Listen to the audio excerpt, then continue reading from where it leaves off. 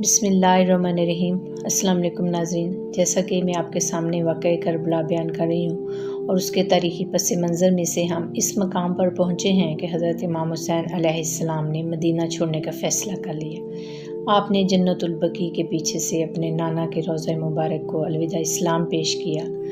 नाना तेरे करम के ख़ज़ीने की खैर हो, मैं जा रहा हूँ तेरे मदीने की खैर हो। हज़रत इमाम हुसैन अलैहिस्सलाम अपने सारे ख़ानदान के हमरा मक्का पहुँच गए। हज के दिन भी करीब आ रहे थे। जब आप अलैहिस्सलाम मक्का पहुँचे तो कूफा से लोगों के खतूत आने शुरू हो गए कि आप खामोश होकर बैठे हैं, जबकि यज़ीद जैसा जाबर और ज़ालिम हुक्मरान हम पर मुसल्लत हो गया है। अगर आप मैदान में नहीं आएंगे तो हम अल्लाह की बारगाह में शिकवा करेंगे कि हमारी कमांड करने वाला कोई नहीं था। अब इन खतूत की तरफ तवज्जो देना आप अलैहिस्सलाम की ज़िम्मेदारी और मजबूरी बन गई थी। आपने लोगों को जमा किया और इस मसले पर उनकी राय मांगी। उनमें सबसे मोतबर हस्ती हज़रत अब्दुल्ला बिन ज़ुबैर समेत सब ने आपको मशवरा दिया कि आप कूफा जाने का इरादा तर्क कर दें, क्योंकि अहले कूफा काबिल एतबार लोग नहीं हैं। ये कहते कुछ हैं और करते कुछ और हैं। लेकिन आप अलैहिस्सलाम ने इस मशवरे को नहीं माना और अपने चचाज़ाद भाई हज़रत मुस्लिम बिन अकील को कूफा रवाना कर दिया कि वो जाकर वहाँ के हालात का जायज़ा लें और उनको असल सूरत हाल से आगाह करें। जब हज़रत मुस्लिम बिन अकील कूफा पहुँचे तो अहले कूफा ने आपके हाथ पर बैत करना शुरू कर दी। ये बैत करने वाले चंद लोग नहीं थे, बल्कि इनकी तादाद हज़ारों में थी। कमोबेश 40,000 बताई जाती है। यज़ीद के वफ़ादारों ने उसे इत्तला दी कि कूफा का गवर्नर नुमान बिन बशीर बहुत नरमी दिखा रहा है। अगर मुस्लिम बिन अकील चंद दिन और ठहरा तो वह नुमान बिन बशीर को निकाल कर गवर्नर हाउस पर खुद काबिज़ हो जाएगा। इसलिए कूफा का इसका कुछ करो और कूफा का जो है गवर्नर इसको तब्दील करो। यज़ीद ने उबैदुल्ला इब्न ज़ियाद को, जो कि किसी दूसरे इलाके का गवर्नर था, पैगाम भेजा कि मैं तुम्हें उस इलाके के अलावा कूफा की गवर्नरी भी सौंप रहा हूँ। जल्दी कूफा पहुँचो और कुछ भी करके हालात को मेरे हक़ में कर दो। उबैदुल्ला इब्न ज़ियाद एक ज़ालिम आदमी था। उसने रात की तारीकी में छुपकर कूफा में अपना काम शुरू कर दिया। सबसे पहले जाकर उसने कूफा के गवर्नर को माज़ूल किया और ख़ुद कूफा पर कब्ज़ा किया और फिर कूफा के सरकर्दा लोगों को बुलाकर डराया धमकाया कि सुबह होने तक अगर हालात मेरे हक़ में ना हुए तो अंजाम बहुत बुरा होगा। उबैदुल्ला इब्न ज़ियाद ने हज़रत मुस्लिम बिन अकील को गिरफ़्तार कर लिया और फिर उनको शहीद कर दिया और फिर लोगों के दिलों में खौफ बिठाने के लिए उनकी लाश को एक चौक में लटका दिया। लेकिन शहादत से पहले हज़रत मुस्लिम बिन अकील हज़रत इमाम हुसैन को ख़त लिख चुके थे कि हालात साजगार हैं, आपके हक़ में हैं, इसलिए आप तशरीफ़ ले आएँ, क्योंकि लोग यज़ीद को अपना अमीर नहीं बनाना चाहते। हज़रत इमाम हुसैन अलैहिस्सलाम 72 अफराद पर मुश्तमिल काफ़िला लेकर कूफा की तरफ रवाना हो गए। रास्ते में आपको फ़र्ज़क शायर मिला। उसने आपको बताया कि मुस्लिम बिन अकील आपके भाई को शहीद कर दिया गया है, इसलिए आप वापस रवाना हो जाएं और कूफा ना जाएं। आपने फ़र्ज़क को जवाब दिया कि मेरा भाई शहीद हो गया है, वो किसी के आगे झुका तो नहीं, उसे लटका दिया गया है। वो लटका हुआ है लेकिन झुका हुआ तो नहीं है ना। हुसैन भी झुकेगा नहीं, बेशक उसे भी लटका दिया जाए। तो हज़रत इमाम हुसैन अलैहिस्सलाम ने कूफा जाने का इरादा जो है वो तर्क नहीं किया।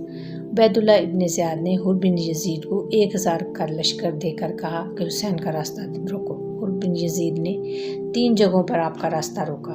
जब तीसरी जगह पर रोका तो आपने पूछा ये कौन सी जगह है। आपको बताया गया कि ये जगह है करबला। आपने फरमाया कि यहीं ख़ैमे लगा दो।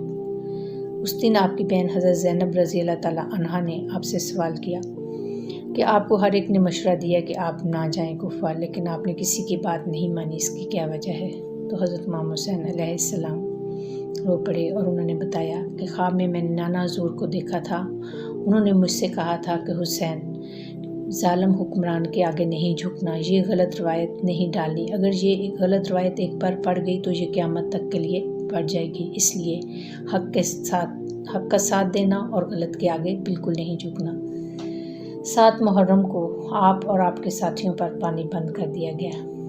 नहर फ़रात से परिंदे और जानवर तो पानी पी सकते थे, लेकिन अहले बैत के लिए पानी लेने पर पाबंदी लगा दी गई थी। चारों तरफ पहरा बिठा दिया गया और आपका मुहासरा कर लिया गया। हुर बिन यज़ीद ने आपको फिर मशवरा दिया कि अभी भी वक्त है, आप वापस चले जाएं, लेकिन आपने इनकार कर दिया। عبید اللہ ابن زیاد نے 22,000 کے لشکر کے ساتھ عمر بن سعد کو اور شمر کو بھیجا۔ شمر ایک بہت ہی ظالم شخص تھا۔ دونوں حضرات نے حضرت امام حسین سے کہا کہ بہت ہو گیا، یہ 9 اور 10 محرم کی درمیانی شب میں فیصلہ ہو جانا چاہیے، یا تو یزید کے ہاتھ پر بیعت کرو یا پھر جنگ کے لیے تیار ہو جاؤ۔ آپ علیہ السلام نے جواب دیا کہ بیعت تو میں بالکل نہیں کروں گا، باقی جو تمہاری مرضی۔ حالانکہ آپ علیہ السلام جانتے تھے کہ اس جنگ کا نتیجہ کیا ہوگا، کیونکہ ایک طرف 22,000 کی فوج اور دوسری طرف صرف 72 افراد۔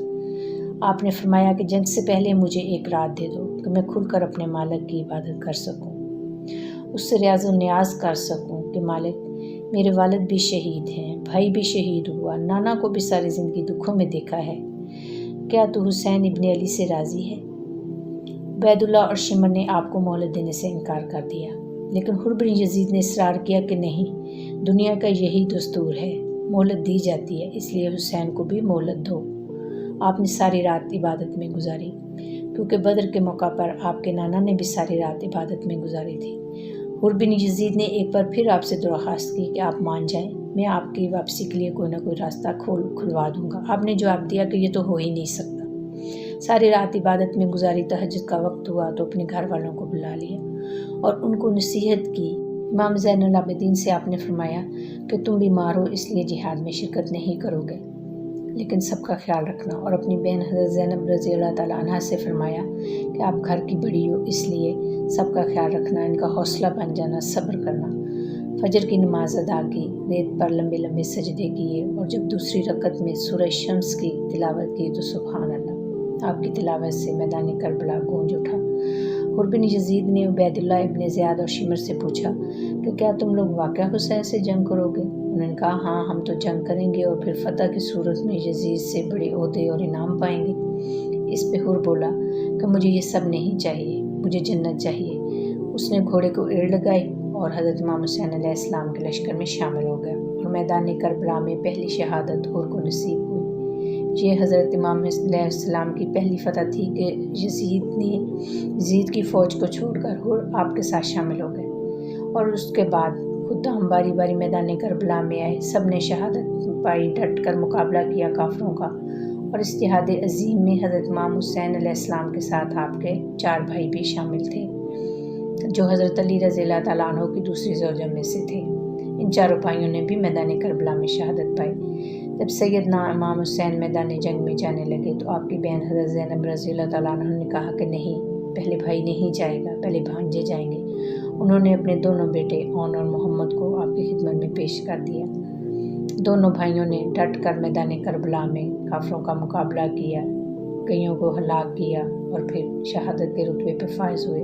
حضرت امام حسین اپنے بھانجوں کی لاشیں اٹھا کر خیمے میں لائے، اور پھر حضرت قاسم بن حسن میدان جنگ میں جانے کے لیے تیار کھڑے تھے۔ حضرت امام حسین نے ان سے کہا کہ نہیں، تم جنگ نہیں کرو گے، تم میرے بھائی کی اکلوتی نشانی ہو۔ اس پہ قاسم بن حسن بولے کہ بابا جان نے ایک تعویذ میرے بازو کے ساتھ باندھا تھا اور کہا تھا کہ جب حسین پہ کوئی کڑا وقت آیا تو اس وقت اسے کھول کر دیکھنا۔ جب اسے کھولا تو یہ کوئی تعویذ نہیں تھا، یہ رکا تھا جس پہ لکھا تھا کہ قاسم، اگر میرے بھائی حسین پہ کوئی مشکل وقت آ جائے تو دیکھے آگے آگے رہنا۔ حضرت امام حسین فرمانے لگے کہ اگر یہ حسن کا حکم ہے تو میں نے زندگی میں ان کی ہر بات مانی ہے، آج بھی مانوں گا۔ آپ نے اپنے بھتیجے قاسم بن حسن کو میدان جنگ میں بھیجا۔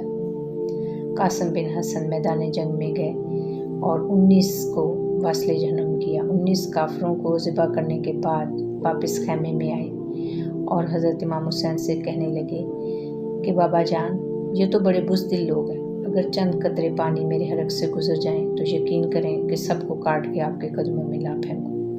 پھر دوبارہ گئے۔ اب کی بار یزیدی فوج نے چاروں طرف سے ایک ساتھ وار کیے، تیر برسائے گئے، آپ گھوڑے سے گر گئے۔ حضرت زینب رضی اللہ تعالیٰ عنہ خیمے کی اور سے دیکھ رہی تھی۔ سناؤ قصہ خیبر کو، تمامی اپنے بچوں کو علی کی داستان سن کر دلوں سے ڈر نکلتا ہے۔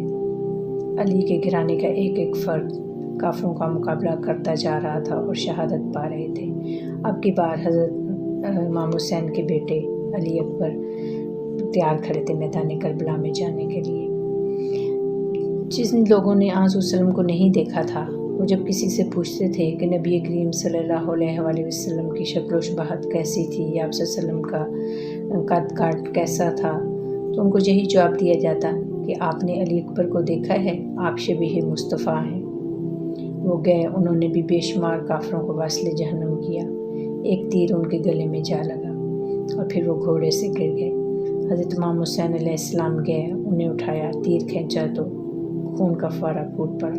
آپ رو پڑے اور آپ نے فرمایا کہ آج حضرت ابراہیم خلیل اللہ زندہ ہوتے تو میں ان سے کہتا کہ آپ نے تو آنکھوں پر پٹی باندھ کر بیٹے کی قربانی دینے کی تھی نیت، لیکن دیکھیں میں نے تو اپنے بیٹوں کی قربانی دینے کے لیے آنکھوں پر پٹی بھی نہیں باندھی۔ پھر حضرت امام حسین علیہ السلام خیمے میں گئے اور 6 ماہ کے بچے علی اصغر کو ہاتھ پہ اٹھا کے لائے۔ اچانک شمر نے تیر پھینکا اور ان کے گلے میں جا لگا۔ آپ نے تیر کھینچا تو ایک فوارہ خون کا ابل پڑا، ان کے ہاتھوں میں 6 ماہ کے بچے کی بھی شہادت ہو گئی۔ اب حضرت امام حسین علیہ السلام نے خود میدان جنگ میں جانے کی تیاری کی۔ نبی پاک صلی اللہ علیہ وسلم کا ماما باندھا، سر پر دستار باندھی اور مولا علی کی تلوار پکڑی۔